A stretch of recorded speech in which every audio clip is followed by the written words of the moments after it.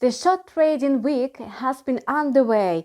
InstaForex is ready to present its analysis and a forecast for the New York session.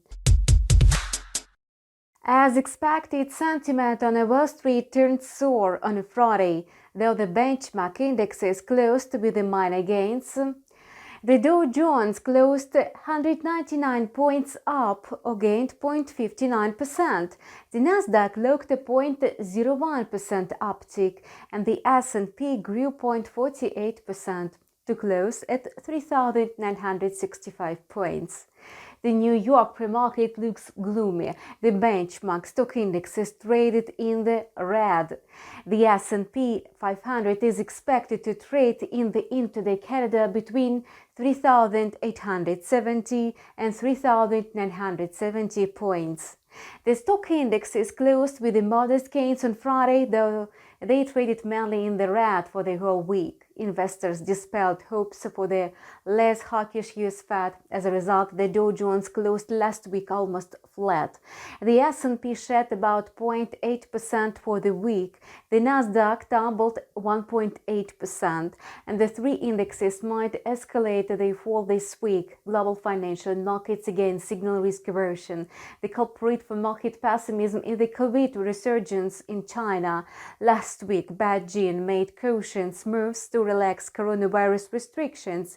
However, on a Monday, investors fear that the government will tighten anti-COVID measures amid growing cases. On a Sunday, China reported that the number of new cases surged to the daily peak levels recorded during the pandemic in April. Moreover, 2 fatal cases were logged in Beijing for the first time since May. China's central bank, as well as the banking and insurance watchdog, are concerned about the simmering crisis in the real estate market. They said that Chinese banks should reinforce credit support. Such news instantly revived recession fears and low demand, in turn safe haven assets and the US dollar again winning favor with investors.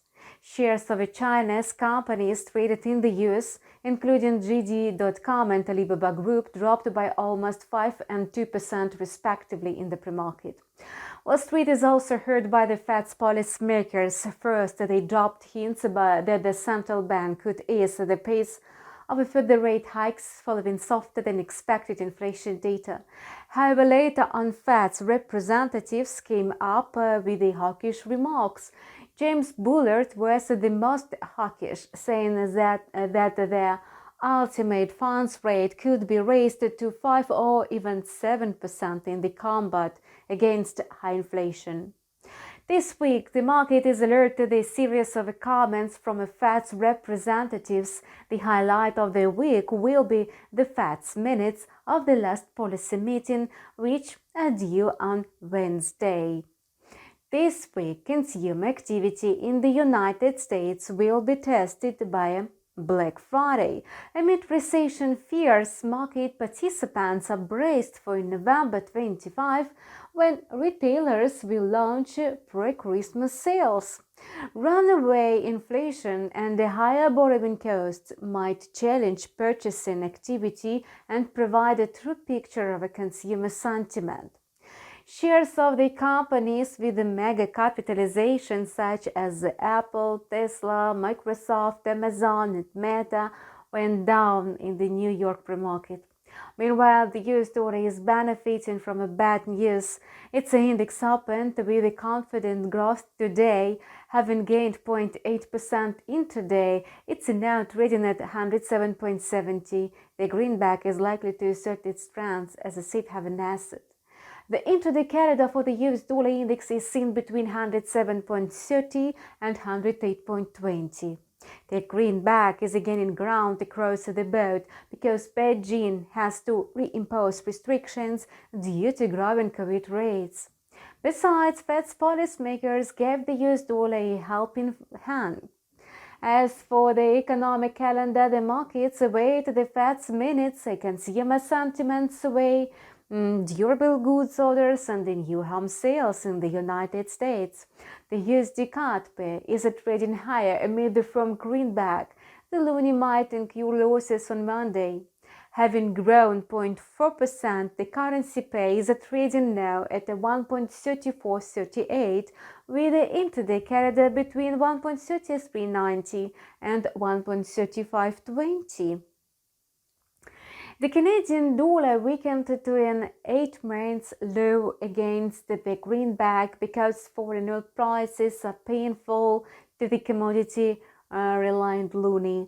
The COVID resurgence in China arouses concern about lower demand for petroleum products, and in this context, the benchmark oil grades have been falling for 4 sessions straight. Brent crude shed another 0.6% to trade at $87 a barrel. The hawkish Bank of Canada could not offset crude oil prices at a 2-month lows. According to the inflation report released last week, the Canadian CPI went higher again. In the light of the report, Bank of Canada Governor Tiff Macklem said that he understands the burden of aggressive monetary policy for common citizens, but he confirmed his commitment to the struggle against rampant inflation. Pessimism is setting the tone for the crypto market. Digital tokens opened lower on a Monday. Bitcoin lost 0.5% intraday to trade at 16,135 points. Altcoins are also printing losses. On Saturday, traders found out the new facts in the FTX saga. The crypto exchange owes almost $1.55 billion, is in the top 10 lenders. The company considers the options of selling its assets, recapitalization, and other strategic moves. The firm requested the court permission to pay off at least $9.3 million in a preliminary lawsuits. The crypto market is getting immune to bad news. Bitcoin is trading sideways at around 16,000, briefly having the borders of the trading range. The intraday CAD for the crypto is seen between $15,400 and $16,500. To sum up, the picture in the stock markets is not rosy at all. However, you can always develop a gainful strategy with the InstaForex. Good luck and see you online tomorrow.